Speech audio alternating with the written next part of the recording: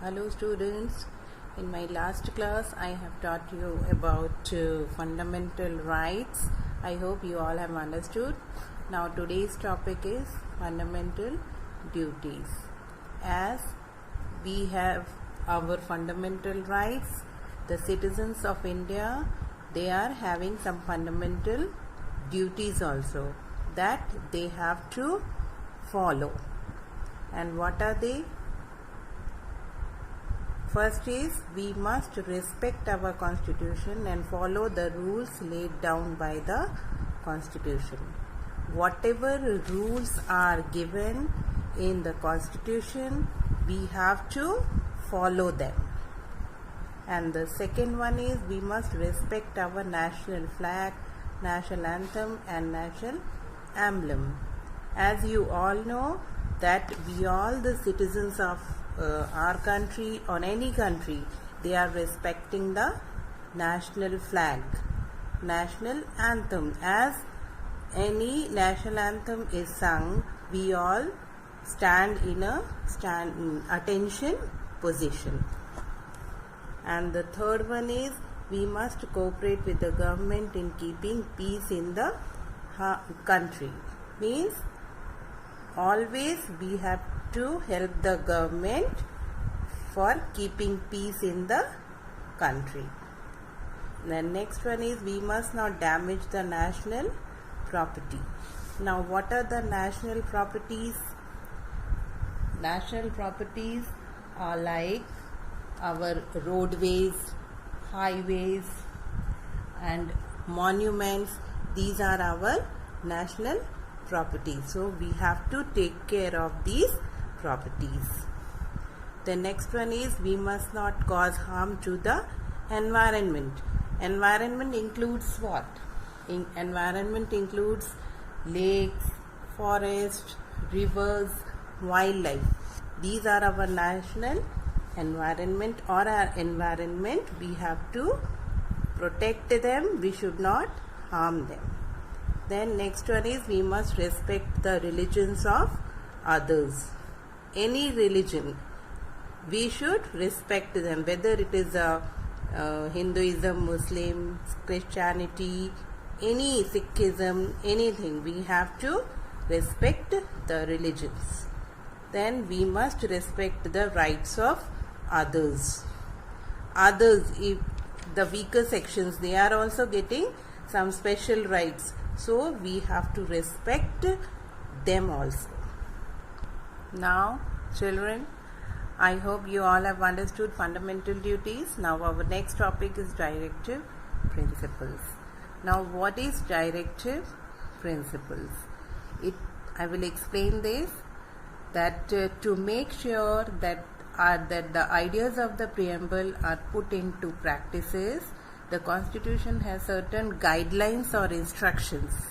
As it is written, certain guidelines or instructions to lay down in our Constitution. These guidelines we have to follow for the welfare of the people. These are called the directive principles. Now what are they?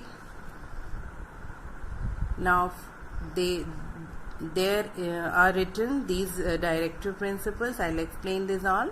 The state government shall provide better living conditions to all the citizens. Means the government should give help to people of all sections, whether he or she is old, sick, disabled, rich, poor, anybody. Now the second one is, the state government should make sure that everyone gets proper employment. Means every citizen of our country, they will get proper employment to all the services. Now the third one is, the state government should provide free and compulsory education to all children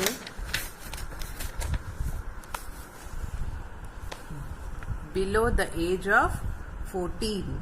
That means all the children which are below the age of 14 should get the free education. As you know that in our government school, the students are getting free books, notebooks, dresses, and instead of that, meal also. They are getting all the things that they should come to the school daily.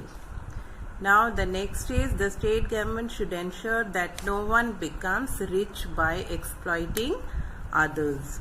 Means no people can become rich. Nobody can exploit the weaker section to become a rich man.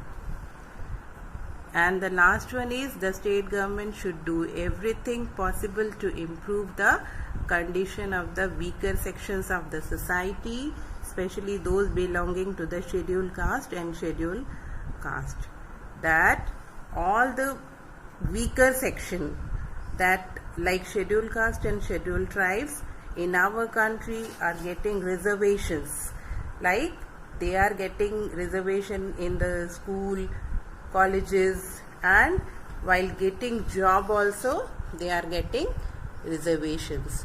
So this is all included in our directive principles.